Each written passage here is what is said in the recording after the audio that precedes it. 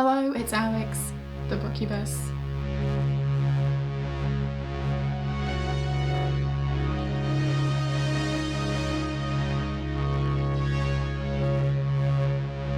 Today I'm going to be sharing my October TBR, and I recently put up a poll because I not only wanted to talk about the books I'm going to be reading, I also want to talk about the films I want to watch and some spooky activities that I want to do during the autumnal season. And I was leaning towards doing 3 separate videos, but then I thought maybe people would prefer to just see one video. But then I was thinking either I'm going to be rambling on about everything and it's going to end up being a super long video that no one's going to want to watch, or I will just have to speed through everything.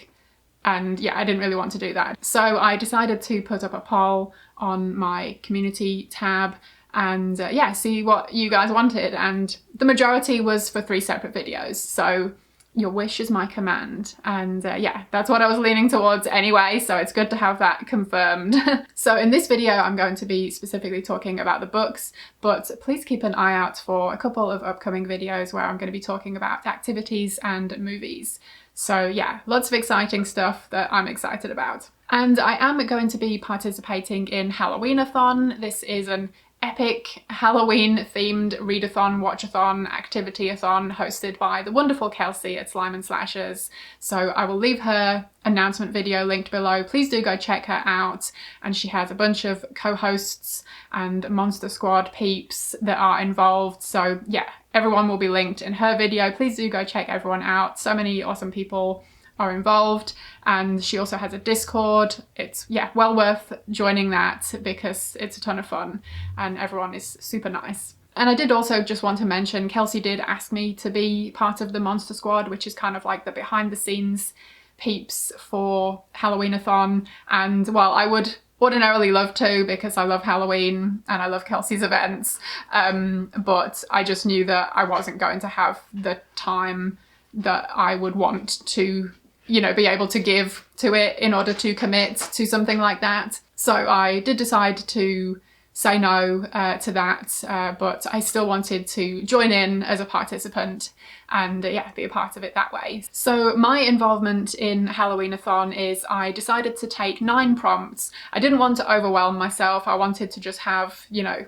a fun time rather than feeling like I need to stick to certain things. While it can be fun to do that, I've just had like a string of readathons recently and I feel like I just need to take a step back and just, yeah, be a bit more loose with things. But yeah, there are a ton of prompts and I decided to take 9 of them that I could easily work with the things I was planning on reading and watching anyway. And I think I took at least 1 prompt from each of the co-hosts and then added in a few of the other prompts from the kind of the general prompt section. So a few of the prompts are book related and then the other ones I will get to when I film my video talking about the movies I'm going to watch. So after all of that preamble, let's finally get into talking about the books I'm going to be reading this October. And it is a somewhat ambitious stack of books, but these are books that I really, really do want to get to sooner rather than later. So if I don't actually get to them in October, then I'm just gonna hopefully roll them into November. And yeah, one way or another, I want to read these books. I'm gonna go through these in 3 sections. I've got adult horror, I've got YA, and I've got middle grade. Yeah, some of it's vintage, some of it isn't. I feel like we've got a good mix here. First up, I went with one of the host recommendations, and this is Kelsi's pick. It is Autumn Crow by Cameron Chaney, and yeah, this is a book I've been meaning to read since it came out, and I feel like everyone else has read it by this point. I don't know why I haven't, but yeah, this year I'm finally going to make that happen. This is a short story collection and it's set in this town of Autumn Crow where it's Halloween all the time. And yeah, this just sounds like an absolutely perfect choice for October reading, and I'm looking forward to finally picking it up. Next up is Blood Sugar by Daniel Kraus, which has this incredibly Halloween-y cover. I love it so much. And this is one of the hard case crime books. But yeah, it's got that Halloween vibe, of course. And I actually went to a book signing with the author Daniel Kraus recently.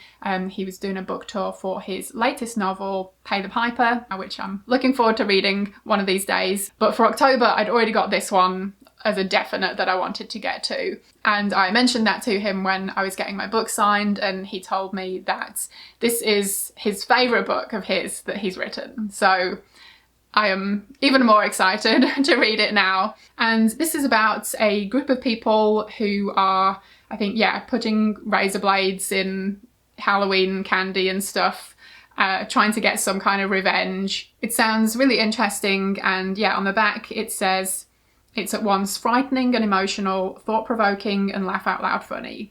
It will make you rethink your concepts of family, loyalty and justice, and will leave you double-checking the wrappers on your Halloween candy for the rest of your days. So yeah, this one sounds super fun, and I'm excited to finally read it. Next up is Whisper by Chang Yu Ko. This is a Taiwanese story, and this copy was very kindly gifted to me by a friend, and it's about victims who all hear this voice before they die horrifically. It's described as being a plot-driven Taiwanese horror story and involves some Taiwanese folklore. Yeah, this one sounds super interesting. I've never heard anyone talk about it, but I am very much looking forward to reading it. Next up is The Silent Companions by Laura Purcell. This is about newly married, newly widowed Elsie is sent to see out her pregnancy at her late husband's crumbling country estate. And there is a mysterious wooden figure there, this silent companion, which bears an unsettling resemblance to Elsie.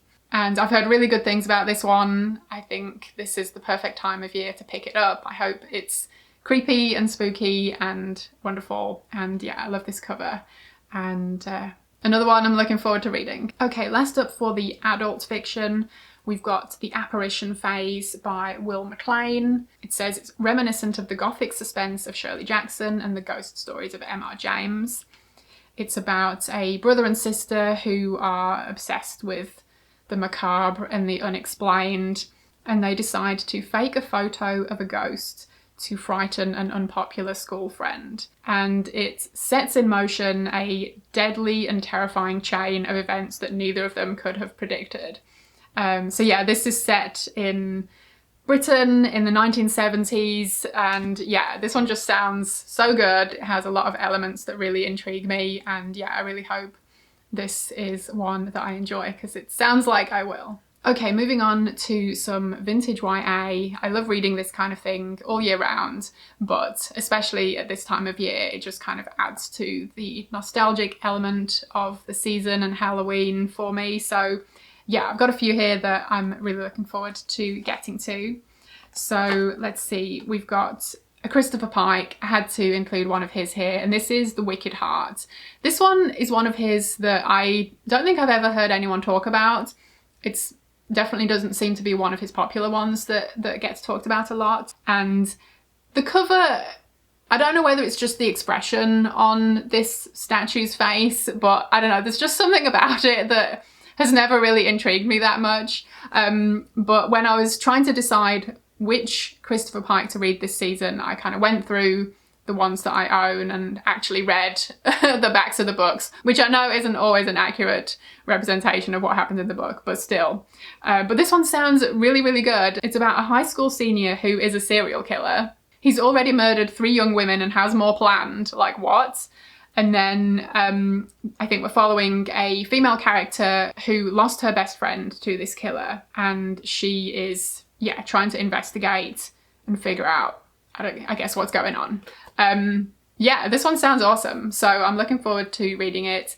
And this one fulfills a prompt. The prompt is Suspiria, read a book with neon or very vivid and vibrant colours on the cover. And yeah, as usual with these US editions of Christopher Pike books, we've got some amazing neon pink. There's also some, yeah, neon yellow on the spine, so I think this works. Next up is A Killer in the House by J.H. Carroll.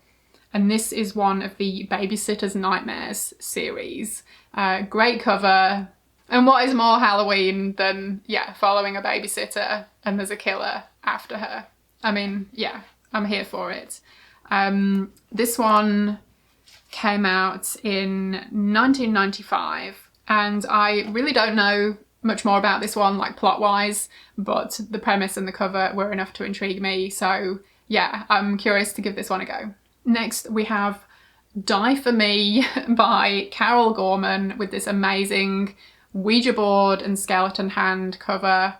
The tagline is "Play the game if you dare," and yeah, this is about, I mean, who really cares if there's anything more to it than a group of friends playing with a Ouija board and stuff goes wrong? Like, that's always going to be a premise that gets me, so I am looking forward to this one. And I have read another book by this author, I think it was called Graveyard Moon, and I really enjoyed it. So yeah, I've been meaning to read more of her work for a while, and I'm looking forward to giving this one a go. And last up for the YA, I've got a Hardy Boys book. I've never read any Hardy Boys, but I found a few books in a thrift store a while ago, and this one was Halloween themed, so I figured I had to grab it, and it was definitely going to go on my October TBR. So this one is the Hardy Boys Case Files, number 80, Dead of Night, and it says, "On Halloween, the dead walk free and the living pay the price."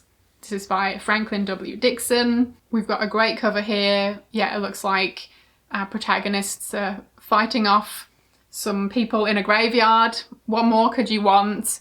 And yeah, I guess this is more of a, you know, murder mystery type thing, detective story, rather than horror, but it is set at Halloween, so hopefully this will be a good one for the season. Okay, and moving on to some middle grade. Most of these are vintage, but this first one is not.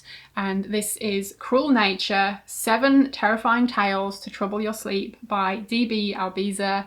And this was very kindly sent to me for review. The author got in touch with me recently to see if I'd be interested in a copy. And obviously I said yes. So this is inspired by things like scary stories to tell in the dark, and yeah, the author, I believe, was a teacher, and she always found that these kind of spooky stories really got young readers interested in reading, and she wanted to create her own. So yeah, this sounds absolutely awesome, and it also does have illustrations in here, like very, very cool. Yeah, this looks like it's going to be a super fun and spooky time, and yeah, definitely like a throwback to yeah, the 80s and 90s. So this should be a lot of fun, and yeah, great book design, yeah, going with the kind of vintage vibes. Next up, I'm assuming this is middle grade. The main character is turning 13, so yeah, I feel like that's more middle grade than YA. This is the first book in the Teen Witch series. It's Lucky 13 by Megan Barnes, and yeah, I guess our protagonist turns 13 and finds out she's a witch. What more could you want? So yeah, this looks like it's going to be a cute and fun spooky time. I don't think this is related to the film Teen Witch, which I absolutely love and adore, but still, this looks like it'll be a good time. Oh, and this fits another prompt. The prompt is The Worst Witch, read a book or watch a movie featuring witches, wizards, magic, etc. Next up is Halloween by Todd Strasser. What a great cover. Like, I love the Halloween vibes. The colours on here are so good. And it says, "It's a fright night." And yeah, this is about a girl called Kate, and once she lights this particular jack-o'-lantern for Halloween, her usually boring family turns strange and weird things happen. So yeah, can the magic of the jack-o'-lantern be stopped, or will every day be Halloween at Kate's haunted house from now on? Like, that just sounds like an absolute blast. So hopefully this will be a good time. And yeah, this one fits another prompt. It is Halloween is cool. Read a book with a Halloween theme or eat your favourite candy. So I will probably take the opportunity to do both. I'm going to read this book and eat some candy. Next is Stonewords, a Ghost Story by Pam Conrad. I remember hearing about this years ago from my friend Laura, who used to have a booktube channel. I don't think she does anymore. But yeah, she highly recommended this one and it had been on my radar since then. So I'm finally picking it up. And yeah, this just sounds like a good old classic ghost story for kids. And there's a quote on the back that says, "Conrad's spare, vivid prose sustains the suspense, drawing readers toward a climax as satisfying as it is unexpected." So yeah, very much looking forward to finally picking this one up. And this one is one that fits another prompt.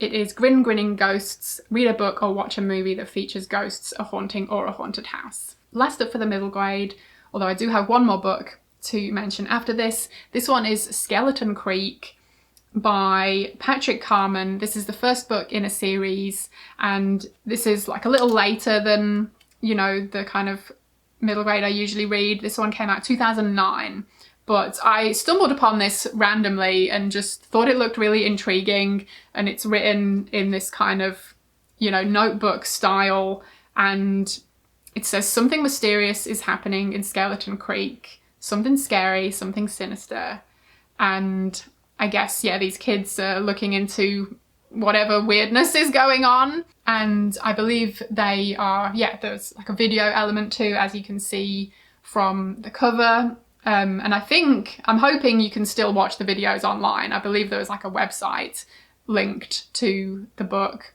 that you can read the book, watch the movies, and uncover the mystery, just like it says on the cover. So yeah, I don't know, it's giving me kind of Blair Witch vibes, but I'm sure it's not anything to do with that. But still, I'm gonna go with it and I'm curious to give it a go. And this one also fits a prompt. This one is Autumn Cozy, read a book or watch a movie that takes place in a small town. So yeah, this one I believe takes place in the small town of Skeleton Creek. And the last book on my TBR is An Illustrated History of Ghosts by Adam Alsuch Boardman. This is a non-fiction book all about ghosts. I love reading about ghosts, even though I don't necessarily believe in them. I like the idea of them and yeah, just love reading about them. This one just came out a couple of years ago and I heard about it recently through Heather at Too Many Heathers. I think there are a couple of other books in the series, like one is about UFOs and one is some other kind of unexplained phenomenon, but the ghosts one is the one that piqued my interest the most, and my library has it in the system, so I'm going to request that and hopefully get to this one. Yeah, seems like a good time of year to dive into some ghosties. So that is my TBR for October and possibly beyond, depending on how quickly I get through these books. But yeah, I've had a lot of fun putting this stack of books together and I'm so excited to read them all. It's going to be hard to decide which one to start with, but yeah, do let me know if you've read any of these. No spoilers, of course, but I'd still love to hear if you enjoyed them or not.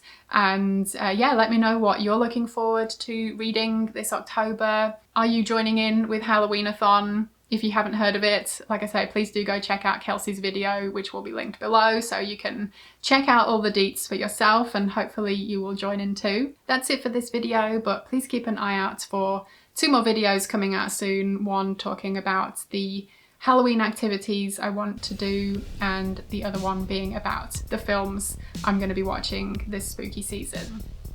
Thank you ever so much for watching. I hope you enjoyed it, and hopefully I will see you again in my next video.